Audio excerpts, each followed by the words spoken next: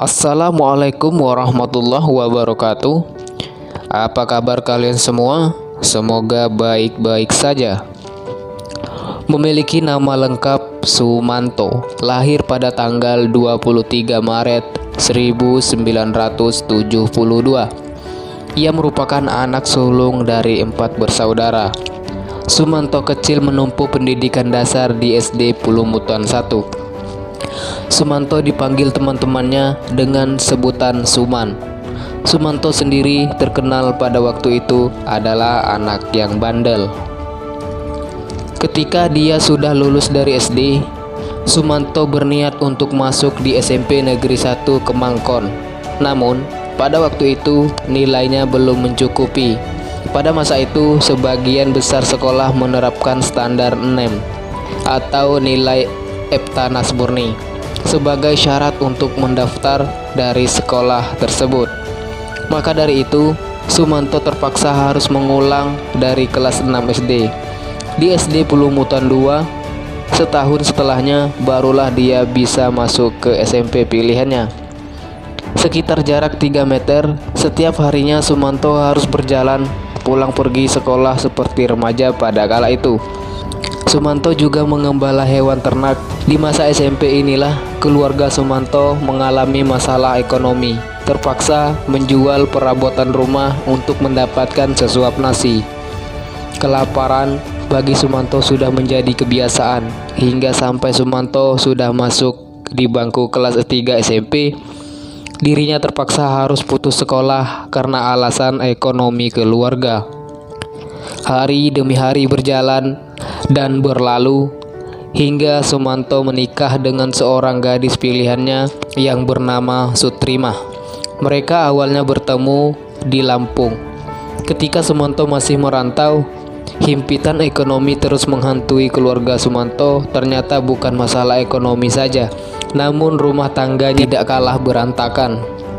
Kekerasan dalam rumah tangga terus terjadi hingga rumah tangganya harus kandas.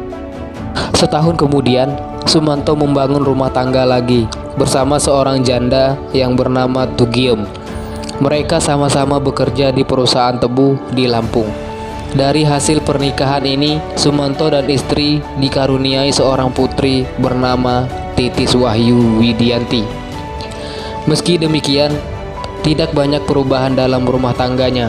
Seperti rumah tangga yang pertama, mereka kerap bertengkar dan kadangkala terjadi KDRT, dan rumah tangga Sumanto pada akhirnya juga harus kandas. Tidak lain tidak bukan, faktor utama masalah adalah ekonomi, hidup dalam kemiskinan. Sumanto yang saat itu tinggal sendirian di dalam gubuk miliknya, sering membayangkan santapan makanan yang lezat. Hayalan itu membuat pikiran Sumanto semakin liar. Entah apa yang merasuki.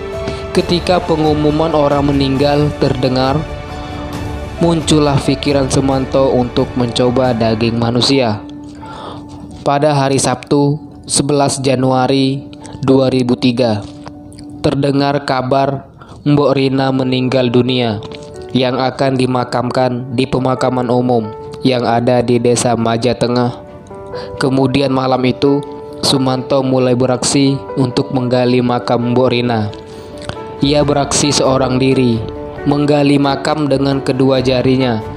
Setelah berusaha menggali, Sumanto mendapatkan mayat Mbok Rina.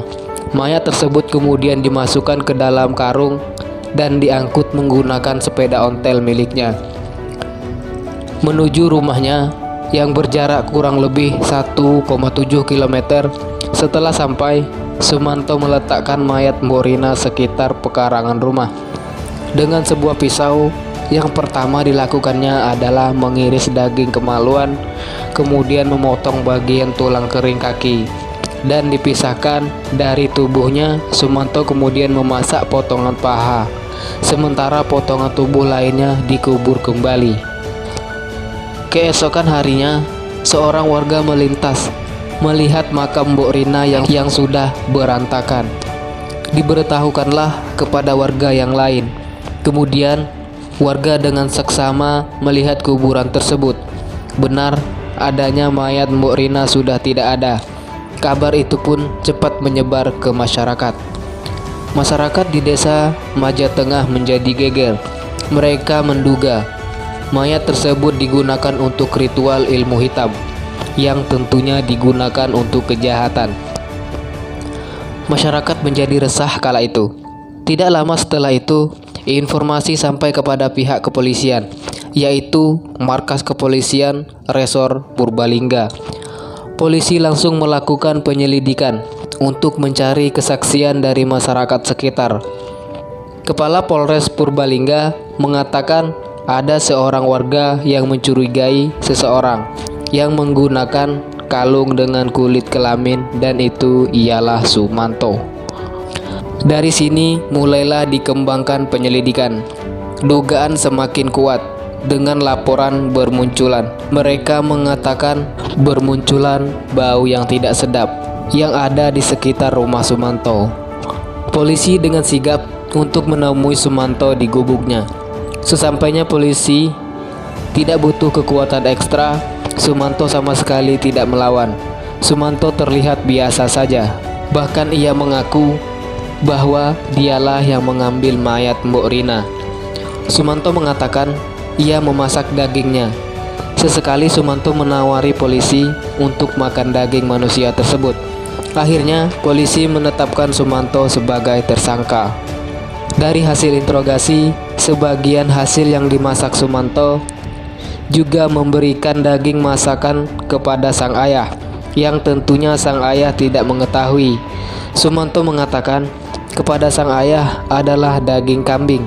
Dengan lahap, satu porsi dihabiskan dengan cepat oleh sang ayah. Yang menjadi ngeri adalah Sumanto juga memakan daging mentahnya. Selain itu juga dibakar dan digoreng. Dari pemeriksaan lebih lanjut, ini bukan kali pertama ia melakukannya, memakan daging manusia. 2 mayat juga sudah dimakan oleh Sumanto. Ia tidak mengenal mayat itu. Hal itu dilakukannya pada saat ia bekerja di PT Gunung Madu sebagai tukang tebas pohon tebu. Rekonstruksi kejadian dilakukan pada tanggal 18 Januari tahun 2003. Sengaja polisi memulai sangat pagi, sekitar pukul 6.30 menit. Hal tersebut dilakukan menghindari banyaknya warga. Namun warga sangat antusias untuk melihat. Kebanyakan warga menjadi histeris karena melihat rekonstruksi ketika Sumanto memperagakan cara makan dan bagaimana cara Sumanto memotong tubuh korban. Polisi juga tidak percaya kalau Sumanto hanya memakan 3 orang. Kemudian korbannya jauh lebih banyak dari yang mereka ketahui. Mengingat ada laporan masyarakat yang mengadukan bahwa mereka kehilangan anggota keluarganya, termasuk seorang tukang pijat yang diketahui sering bersama dengan Sumanto, yaitu Mistam. Mistam dikabarkan menghilang tepat setelah memijat Sumanto. Akibat perbuatannya, Sumanto diganjar hukuman dengan hukuman 5 tahun penjara. Karena berkelakuan baik, maka Sumanto tak menjalankan hukuman penuh dan keluar dari penjara pada tahun 2006. Usai dari penjara, Sumanto tinggal di pondok rehabilitas. Berulang kali Sumanto mencoba pulang ke kampung, namun tentunya warga menolak karena mereka masih trauma, terutama keluarga dari korban. Siapa sangka sekarang Sumanto sudah banyak berubah. Bukan lagi sosok seorang Sumanto yang memakan daging manusia. Sumanto pada saat di penjara sudah banyak belajar masalah agama. Ia sering membaca Al-Quran dan bahkan ia juga ikut berdakwah di luar kota bersama almarhum Kiai Haji Supono.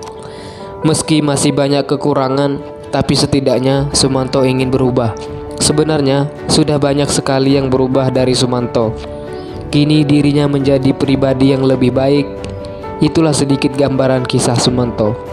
Tentu saja banyak detail video yang tidak diceritakan dalam video ini. Jika ada kesalahan, informasi yang kurang, ataupun pendapat yang berbeda, silakan tuangkan pada kolom komentar di bawah. Sampai di sini video kali ini.